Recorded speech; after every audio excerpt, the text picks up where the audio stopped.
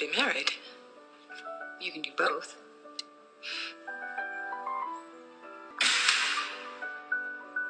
Contemporary art. No, that's just an advertisement. Quiet.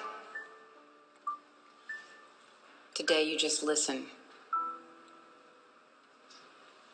What will the future scholars see when they study us?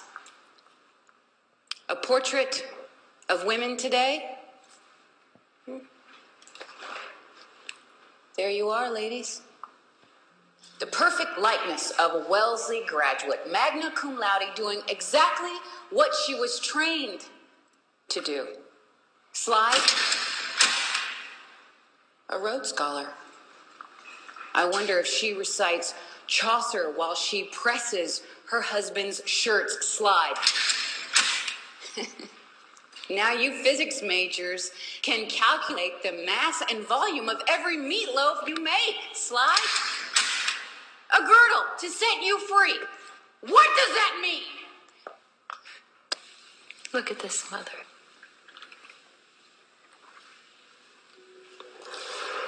She's smiling. Is she happy? She looks happy. So what does it matter? That need and that demand to question your responses, to question yourself, to question your professors, that is what happens in college. And until that became a priority in American lives, I don't think that shift happened. Well, as a young girl in the 50s, the role of women primarily was to be in the home and raising children in the community that I grew up in. As the years passed and we hit the 60s and the 70s, the role of women changed dramatically. And by the time I hit high school, there was an expectation that women would be working. I was born in the early 1960s. When my children were real young, I took a job that kind of fit in and around taking care of the children as a coach. And some of the women that I worked with were maybe 10 years older than I was. I never felt like I had to absolutely prove that I was going to be a breadwinner above all. But I felt like I was really free to do whatever I wanted to do. The neighborhood I lived in, there was primarily Catholic and people had large families. There was only one woman I can think of who worked. We admired her and thought that she was somebody to be like. I think with the passage of time and watching all the mothers who were bored out of their minds with that kind of life, the idea of getting out into the world and seeing what careers there were was more and more appealing. Well, when I was growing up, my mom was a stay-at-home mom, so she, just did all the stuff around the house, took us every place. I mean, my dad didn't do much around the house at all. I mean, that was all up to my mom. My dad worked. We were just talking about Thanksgiving dinner and how none of us kids helped Grandma, and my dad never did. I mean, he didn't do anything. It was all up to her to put on the whole meal. I can remember when I was probably 14 or 15 when he sat me down and showed me an account that he had started for my college fund and told me I could be anything I wanted to be. People were very encouraging, especially going to college, and I originally was going to study accounting, and everybody thought that was great, that a female was going into business. Absolutely. I grew up with a father of the 50s. Absolutely. My mother was far more able to organize, to cook, to orchestrate. So there were definite gender roles, but they weren't treated as sacred. If anything, I think my father wished that he had those skills. But at the same time, as children, we were, if anything, we were encouraged in the opposite way. And I think my dad kind of liked the fact that I tended to be more interested in some of the traditional male roles.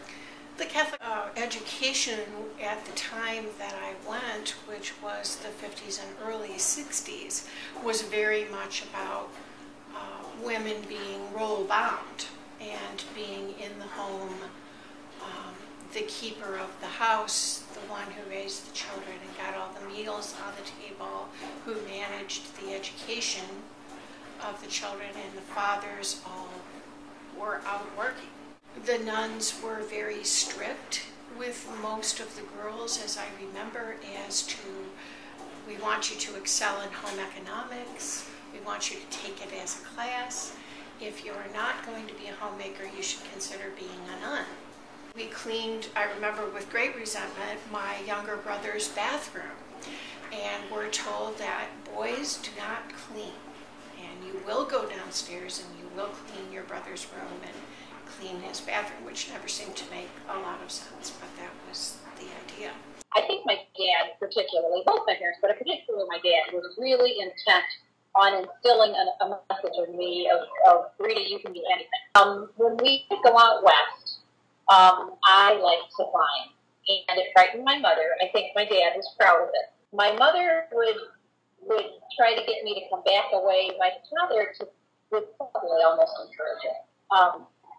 And I think that those little things made me feel like that I was as capable as anybody else. My father had real expectations that I would get an education.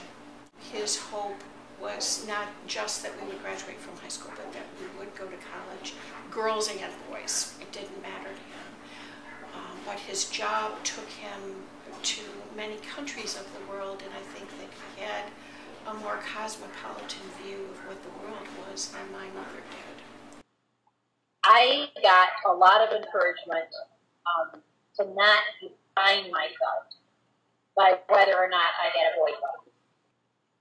I absolutely wanted to be a mother. I absolutely wanted to be a part of taking care of children.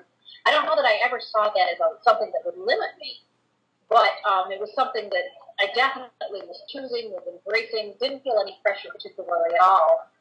Well, my husband helps around the house. We both worked outside of the home when we were married, so we pretty much split all of the household chores half and half. So we were equally responsible for taking care of the house and cooking and cleaning and all of that stuff. Your dad took a very active role in raising you and do all of the things that my dad never did. We wanted, your dad and I both, you to have a sense of how a home is kept, but didn't necessarily feel that you needed to be the one to do that. We really wanted you to have a good education, and we wanted you to have the freedom to pursue what you think is important. I think overall, we keep progressing toward wider definitions of genders, wider definitions of what family is. Family is not, in this day and age, only man, woman, and children. If the pendulum swings too far to only self-sufficiency matters, one of the things that we lose is really caring about another person as a human. I think the ideal is to have a blend of the two, and I think most women would like that.